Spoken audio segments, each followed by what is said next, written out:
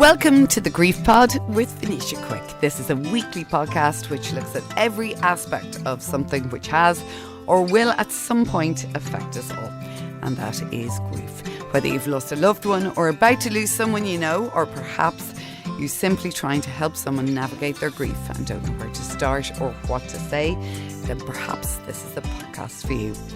Each week I'll be bringing you different stories and experiences of loss, love, hope and at times humour. Award-winning author Julia Kelly lost her mum Delphine in 2012 swimming in the Galápagos Islands. Now, following on from the success of Julia's books With My Lazy Eye and Matchstick Man, still is a memoir which she celebrates the life of her mum and also at the same time grieves her death. Julia, thank you for coming in. Thank you so much for having me. Could we start maybe with your life with your mum and dad together and you and your siblings, because it was quite a big family? Yeah, sure. There's 5 of us and my parents. My father was a public figure. He worked as a politician and briefly as Attorney General.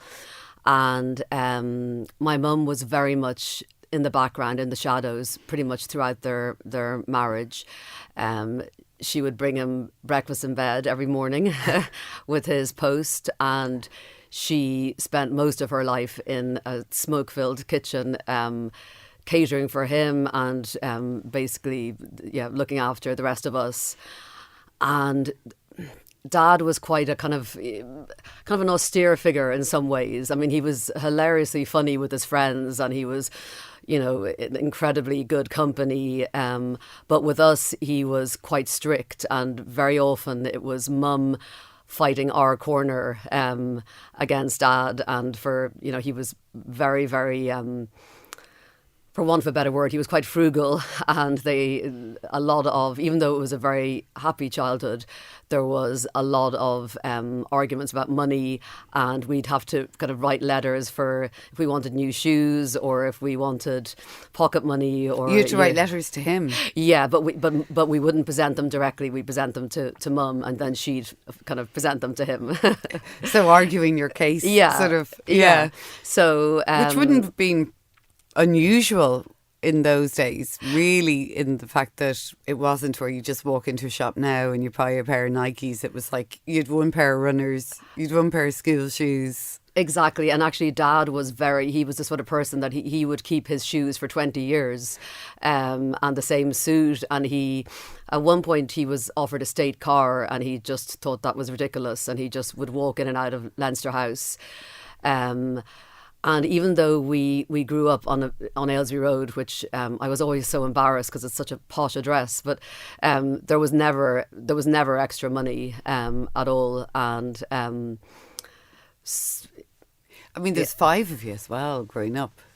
Yeah. Was there 5 siblings? Or you and 4 brothers I'm the sisters? second youngest, and wow. yes, 5 of us. And my second eldest brother now, who works as an economist in New York, said that he felt that Dad had no business having 5 children because he couldn't, it was, yeah. He couldn't support them. Not really. Well, no, look, we didn't go hungry or anything, but it was just, there was always tension about money, definitely. And Mum was, she was very much in the background, and he died actually when she was only 50, so a good deal younger than I am now. And for her, it was kind of like a sad liberation, really, because for so much of her married life, she had been, as I say, looking after, tending to all of us. She'd been in the background. She'd been really in the background, and she used to say that she had no friends of her own. She had to give up her job. She was a law librarian, and she had to give up her job when she got married. And when he died, her life kind of took off, and she did several degrees. She travelled all around the world. She made a huge amount of friends, and I actually say in the book that she was the sort of person who she didn't just suffer fools, she'd invite them in and make them cheese souffle. So she didn't have a very rigorous criteria in terms of who she was friends with. She was just incredibly soft-hearted and would never ever bitch or about anyone or complain about her life with Dad. She didn't tend to complain. She was just a grafter, and she just got on with things. And just even I suppose the title of the book still totally encapsulates what sort of person she was. Like many mums, I guess, as well, just always on the move, always on the go. Yes, I actually chose that title for three reasons. The first, because she was never still until the moment of her death. She's the sort of person that if she was having breakfast, she'd be thinking about or talking about what she was going to have for lunch. If she was on holidays in Greece, she'd be talking about the holiday she was planning in India. And even if someone was trying to take her photo, she was always blurred. She just she never lived in the moment. And that's even the cover of the book is a blurred photo. kind of deliberately. Yeah. And then the other reasons I chose the word still is because it's like a study of her post-mortem, and it's like a still life almost, and then still because even though she's gone and even though I'm not kind of deeply religious or anything, she still somehow endures, and she's still somehow close by and present always in a way that I can't explain. You were saying she was 50 when your dad died, and that is, I mean, that's very young. Yeah. How did that impact, I suppose, obviously you're saying that she's changed and she sort of created this new life, which a lot of people tend to do. How did it affect, I suppose, how she was inside though? Like, did she grieve? Because she never she didn't deal with death or illness or difficult emotions ever. I remember once from one of my books I got a kind of a not great review, and my brother Nick was talking to me about it, and Mum was in the car beside me and she said, "Oh, it was fine, pet, it was absolutely fine." And Nick said, "Mum, you haven't seen it." She hadn't actually seen it. So she tended to suppress a lot of difficult emotions, and she was almost kind of She was always overwhelmed, I think, because she just had too much on her plate. And she, even if any of us got upset, she would kind of almost be irritated and be comforting us, but also wanting us to stop being upset. And I feel that she suppressed all of these emotions and never ever really expressed them. Occasionally she'd lose it and kind of take it out on an inanimate object, like she might slam a door or throw something in something she cooked in the bin, and she didn't deal generally with utter frustration. And I sometimes imagine that when, at the moment of her death, I imagined this, she died of an aortic aneurysm swimming in the Galápagos Islands, and I imagined that under the water that there was this explosion of all these things that she hadn't said or hadn't expressed, and all this hurt and all this anger and this resentment, that it all came out at that moment, and it was like a surrender, a big release. How did you find that though? Because sometimes when you're grieving someone, like you were grieving your dad, and then the go-to person was your mum, but she wasn't dealing with it. How did that affect you? So she was always unreachable in a sense. She was incredibly loving, but both parents were kind of unreachable, which is possibly why I've become a writer, because I was always looking for attention, and I never felt that I got enough attention, and I've kind of overcompensated with my own daughter from the moment she was born. I would talk her through every single thing we were doing all day, and I kind of, we have a very, very different relationship, perfectly flawed as well, I'm sure, but I found that tough. I definitely try to express, possibly too much, but I try to express what I'm feeling and be as honest and as direct with people as I can as a result of my upbringing, I think. You start with the book, like one of the very first lines is, "You're not in the kitchen where you're supposed to be or where I want you to be." And I think for anybody that's lost somebody close to them, whether it's a partner or a parent, there's that, it resonates with you straight away, because everybody walks in that situation, walks into either a room or the kitchen, and they expect to see the person there. And also, I think the fact the kitchen is the heart of the home. Is that something is that your image of your mum? Yeah, well, the kitchen being the heart of the home, but actually the kitchen we grew up in it was like a little ship's cabin. It was really, really small, and lots of kind of exposed wood everywhere, and it wasn't especially clean or fancy, and it was always, the oven just needed a really, really good clean, and that didn't really happen, so it was always smoky. But we all gravitated towards her, we always, she was just the heart of everything. She did spend a huge amount of her life cooking for Dad, who would always, he wouldn't eat with us, he'd retreat from the room because it was always so chaotic and smoky and whatever, and then we would all eat around the kitchen table with my mum. But there was also a thing that Mum did with food. She, as a young woman, she was very slim, very beautiful always. But as life went on, she would, I think, she would find comfort in food, and she ended up putting on quite a lot of weight, and that would. Dad would kind of be at her. He was a very thin man, and he would kind of slightly kind of be at her about that, and which made her just eat more, and so there was, I have a huge association with food and cooking, and that is a huge part of Mum. Is it a slight love-hate association?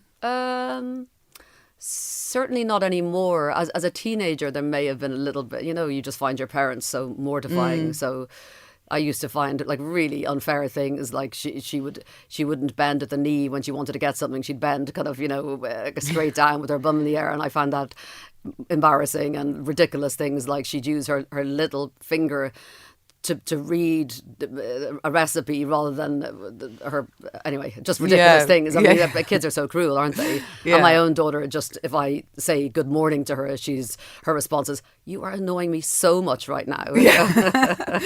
So we're all in that. The idea of the kitchen, and then the place where your mum was, and then where she ultimately passed away in the Galápagos Islands, are so far removed that it's almost like she lived, like, I don't want to say her best life, talking about teenagers and kids, but that's when she lived her life, was from 50 onwards. Yes, I think, and also I feel she was most herself before I was even born, when she was in college, and I read her diaries to help me with the book, and I feel that she was very much kind of Delphine, like the truest version of herself when she was young. But she loved sea swimming, and she would often swim in Dublin and in Greystones, and her name Delphine means dolphin. So for her it was a beautiful end, really. But for us, it was just, with both parents, we lost them very suddenly. So it's kind of left all of us kind of on high alert, really, always, expecting kind of crisis and disaster, because it was, it was very, very shocking. I think that's part and parcel, though, of grief. And so certainly soon afterwards as well, that sort of somebody gets sick, oh my God, there's something, it's more than what it is, or it's like this constant, you're in crisis mode. Yeah, I think that's true. I think, although for me, I think, because Dad died when I was only 21, and we were very much at loggerheads. I was a really wild teenager, and we hadn't really made amends. And so I kind of clung on to Mum, and imagined her dying and worried about her dying constantly. And because she did start travelling so much, and because she wasn't particularly good about, going to the doctors or looking after her health, it was always there. It was just a matter of when. I mean, of course, it's a matter of when for all of us, but it was always something that I feared and dreaded.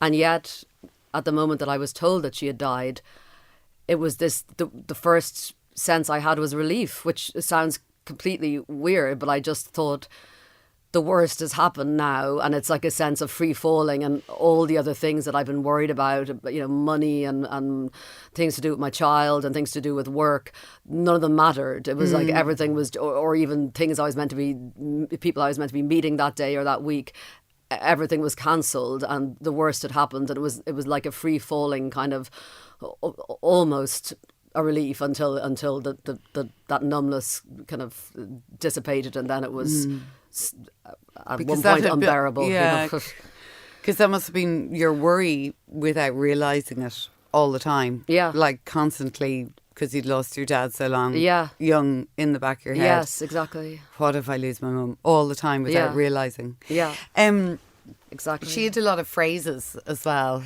that, you say, and you talk about in the book how when you use those words, her voice comes back.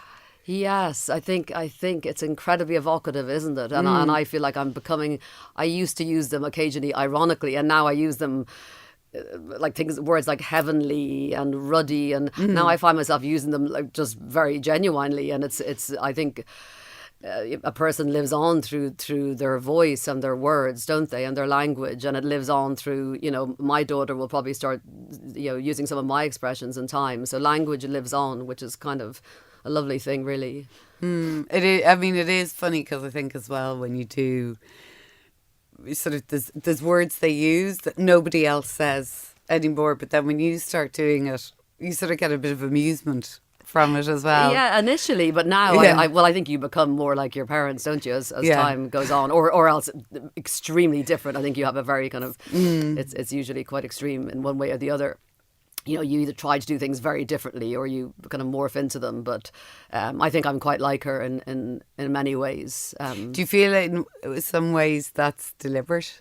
To be like her? Yeah.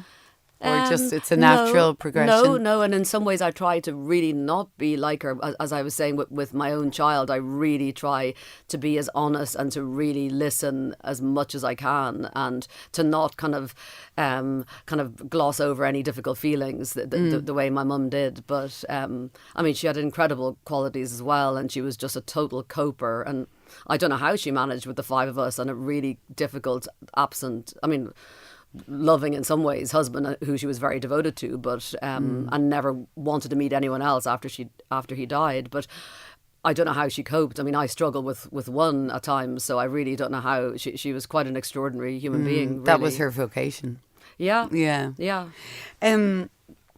She's the journey from the Galápagos, which is so far away, and you've got to go through different hubs to get there. It's not that straightforward. Your brother to go when she died over to get her. Yeah, so my mum had travelled over with a group of friends, and she was the group leader, and she was the kind of the common denominator. They didn't really know each other very well. And she died on the third day of the holiday. She was snorkeling, and apparently the water was pretty turbulent and it was rocky underfoot, and there was a big wave and she lost her footing and she went under, and when she surfaced again she wasn't breathing. Two of the women in the group were doctors and they tried to resuscitate her, but it was too late. And then they kind of panicked because they were on a cruise ship, and the captain of the cruise ship was saying, listen, you've got to make a decision here. And I'd say he was panicking a little bit as well in terms of being sued or, things that... Anyway, everybody was panicking. And in the end, the women went on with their trip for a month. At the time, we thought that was quite strange, and that was quite hard to. There was a daughter who did fly home, and she actually was my mum's snorkeling buddy, and she did go home. And at the time, we thought it was a strange decision, but in retrospect, for all of them, this was a holiday of a lifetime. Mum almost certainly would have done the same thing. Yeah. I mean, she almost certainly would have, because she, as I was saying, she didn't do death, she didn't do illness, and she was kind of, there was always a sense with her that she didn't have enough time, that she was running out of time. So I feel, and I also have no interest in judging their decision, no interest at all. And none of us know really, unless you're in that situation, what you would do. So then it was up to we had to get my mum's body home. So my brother, who lives in Boston, my brother David, he travelled to the Galapagos and didn't want to see her. He wanted to remember her alive. So he didn't want to see her. So the consulate identified her, and then he started the long journey home with her. Wow. There's you often wonder when people die suddenly like that, and it's whether they've been ill or not, but it's a sudden then at the end, if they knew, and if they've some inkling that something's up or something's happening. And you talk about a photo on the beach, I think it was. Yes. Where you said just something in her eyes. Yeah, she was, and actually I hadn't seen that photo for like 12 years, and then it just reappeared a couple of days ago, and she was wearing goggles and her wetsuit, and she was looking beyond. I mean, she always looked beyond. She never looked at the camera, but there was, and even when she said goodbye to me in Dublin, there was. She kind of paused. She paused at the front door, and I paused at the end of the garden. I was holding my daughter in my arms, and I remember thinking very, very vividly, I'm not going to see her again. So I felt, as I say, like I used to always wonder, but I really, really felt at that time that I'm saying goodbye to her. I don't know how whether you know or don't know. I mean, I don't know how long she was conscious under the water, but I like to think it was kind of a surrender, and it was like a peaceful kind of. I can imagine her finding it quite magical, you know. I mean, she loved where the sea. She was.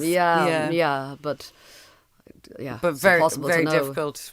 Like obviously for you guys, and the I suppose exhaustion then afterwards of having to bring her home and deal with, you know, repatriation and everything. Yeah, is I mean, just in some ways that kind of helped the initial, the initial very raw, the shock of grief, because we had to all go into organisational mode, and particularly for my brother, is it just gave them, it was so complicated that it just gave them a focus. So in some ways it kind of helped us come to terms with it, but in other ways it seemed completely unreal because there was no body, and because of the time it took to get her home. And then when I did see her, I remember actually saying out loud, "That's not Mum. They've made a mistake," because she looked so completely. She looked angry, and she looked just not herself at all. You know. the book also is. You also talk about your baby daughter. Yeah, Lucia. Yeah. Yeah. You're almost full term. Well, I was 17 weeks, but I'd been in Mount Carmel. Yeah, it had been a difficult pregnancy from the outset, and I'd been on bed rest for 3 months, which was very, very difficult because my daughter's late father, Charlie, was starting to show signs of dementia, and so he was trying to manage Ruby May, my daughter, while I was in hospital. So the whole time was incredibly difficult. And I had been told that the crisis was over, and I had something called a subchorionic hematoma. And I had been discharged from hospital, and I went to Kelly's hotel with my sister and with her daughter and with Ruby May. And I just remember driving home from Rosslare and feeling this incredible sadness, like this absolute profound and really, really sudden sadness. And I think that's probably when she left, you know, I think that's probably when she had died. Her umbilical cord was hypercoiled, which is just heartbreaking in itself, because I think she really tried so hard to stay alive. I mean, I mean that was an incredibly difficult. And see, I always think, Ugh. yeah, I always think it's so. From other people I've talked to in that situation, it just seems so cruel. Giving birth to a baby who hasn't made it is Yes. the toughest thing I've done in my life. It's beyond, and I remember thinking, you know, I hope she looks like a baby, and then I remember being cross with myself for putting that pressure on her when she had tried so hard to make it. You know, it's still quite It's very emotional. raw. Yeah, it'll always be. But I mean, you've had so much with your mum, and then Lucia as well, and then your former partner Charlie as well. Yeah. So he passed away in 2021. Yeah, yes, he did. He was. It was right in the middle of the pandemic, and he had Alzheimer's, and in some ways, his death has been, in some ways, more traumatizing than my mum's death, because it was such a cruel, heartbreaking way for him to go. We hadn't seen him, we couldn't visit him. He had gone blind in one eye towards the end, and we would do Zoom calls with him, and he was in a nursing home, and he would hear our kind of dislocated voices, but he couldn't see us, and you couldn't touch him. No, and his life just became so incredibly small, and you know, eventually his spirit just broke, and it was just an incredibly heartbreaking thing to watch. And I've said to so many people in a very blasé way over the years, oh, at least you were with this person when they died. And I was with Charlie when he died, and it was the most brutal, I mean, visceral, the most primal thing to watch. It was absolutely gut-wrenching. I mean, and it took a long time, and to not be able to reach him and to feel him kind of, it was absolutely, torturous. Do you feel sort of, I know there's been a lot of discussion recently about lockdown in that time, and people not being allowed to be with the people they love when they were dying, and especially their last few weeks. And there's been quite a discussion, and in hindsight, we shouldn't have done that. No, I think it was completely inhumane, but particularly for people with dementia. I mean, they you know, life was confusing enough, and to suddenly feel that the few people that you may still have recognised by the end, that you were just abandoned by them, and you're in this overhot, small nursing home room. It was just inhumane. I mean, yeah. Does that make you angry? Yeah, it did, and I have a lot of guilt, and a lot of just his whole illness, and it makes me loads of different kind of difficult emotions. Yeah, definitely. Charlie was the dad of your daughter, Ruby May, and you lost your dad very young. Has that really helped her? I'm not sure. I think in time it might help her. She was only 12 when he died, and for her it was like this perfect storm of grief, the pandemic, and then going into adolescence. The three things coming together, and when she started secondary school, she just went pretty wild. Not wild, but very oppositional and defiant. And she's had 5 school suspensions. She's a fantastic kid. I mean, hilarious and incredibly spirited and hugely popular, and bright as anything. But a tough character. And I think the whole time was incredibly confusing for her. Well, it's trauma as well. Exactly. Will come out in various ways. No, exactly. So I mean, she's doing brilliantly now, and she's suddenly become really studious. She's just started fifth year, and just overnight we're sharing a laptop because I'm quite poor at the moment, and so as soon as she gets home, I want to use the laptop so I can do a little bit of work. And she's like, "Mum, you can have it for 20 minutes because I've got to study." So this is a whole new thing for her, but she's going to be fine. She has an incredibly strong sense of self, and a lot of her of both of us in her, and she's a joy. Really. You're saying since your mum, you haven't been able to stay still, that you're constantly now on the go, you're on the move. Do you think that's just happened naturally, or do you think that's something that you just want to keep going? Because if you stay still long enough, then you start thinking, and then if you start thinking, then you're going to a place you don't necessarily want to go to. That's an interesting question. I think I've always been quite kind of hyperactive and high energy, and I suppose you do replicate, even unintentionally, you replicate the patterns you see in childhood. You see displayed in childhood, and certainly in relationships, like in the past, and certainly with Charlie, I could absolutely see that I was quite like the way Mum was with Dad. Yeah, I do tend to. I really need to slow down. I do tend to find life quite overwhelming. But at the moment, I think it's probably just trying to make ends meet as a writer. I want to have a quiet, calm life, but I need to take on all sorts of extra things in order to pay the bills. So I think in that way, I'm constantly moving and constantly trying to problem solve. Well, it's the responsibility as well of, your mum. You need to provide as completely, well. Yeah, and because my daughter was a little bit because she was slightly rebellious for the first 4 years of school. I mean, I was in. I'd sit down on a Monday morning to start work, and I find writing really, really difficult, and I write very slowly. I'm longing for a little bit of quiet and a bit of stability, so I can really just a bit of financial stability, so I can really just focus on my work.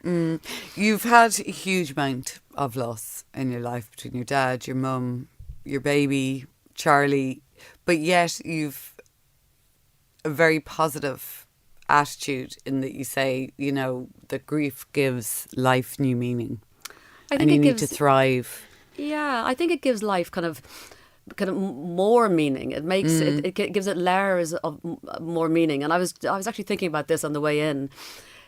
Some days everything just feels like your emotions feel quite kind of dull, and everything just feels a little mundane.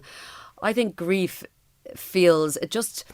everything feels more heightened, and sometimes you can hear a song on the radio and have no response to it, but then at times when you're really, really kind of feeling your grief, you can feel incredibly upset, but it's almost a kind of you feel more in touch with yourself. I still don't fully understand what I mean by this, but it just it gives life more colour and more texture, and it's completely unavoidable. I mean,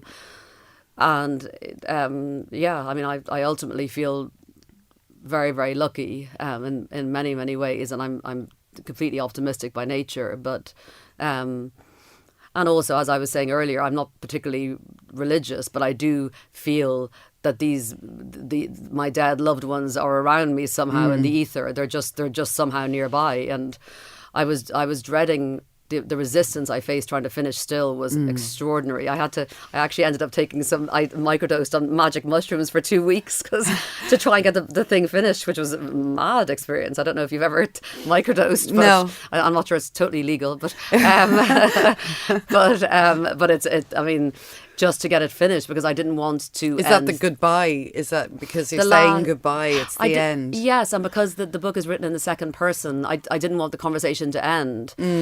And I really, really dreaded finishing it. And yet the conversation is continuous, and it's not a conscious or even a subconscious conversation. It's something even deeper than that, but there's just a sense that she's always nearby somehow. It's a lovely book. Thank you so much. It's also it's quite a short book as well, which I think is sort of nice because you read it and you read the whole story almost at once. Yeah, many people have said they've read it in one sitting. Yeah, my books tend to be short, but yeah, this is my shortest. How do you feel now, just finally, that you have finished and you have, I'm not going to say drawn a line because you never draw a line under someone you lose, but how do you feel in yourself now that it's finished and you've done it? I feel prouder of this book than I have of any of my others. And I really wanted to, in this book, I wanted to bring Mum out of the shadows and put her centre stage. And like we never, when we were growing up, we never would say that we loved each other, or like it just was a generational thing. But I feel that her memory now is kind of, it's in print, and I hope I've done her justice, and it's quite comforting, you know. It is quite comforting to feel that she, on some level, would you know would know that she was really loved by all of us. And you've immortalised her. Yeah, I hope so. Julia, thank you so much. Thank you very much for having me. Thank you for listening to this episode of The Grief Pod with Venetia Quick. You can listen on SoundCloud or wherever you get your podcasts. We also have an online community on Facebook, The Grief Pod, or on Instagram @GriefPod Series.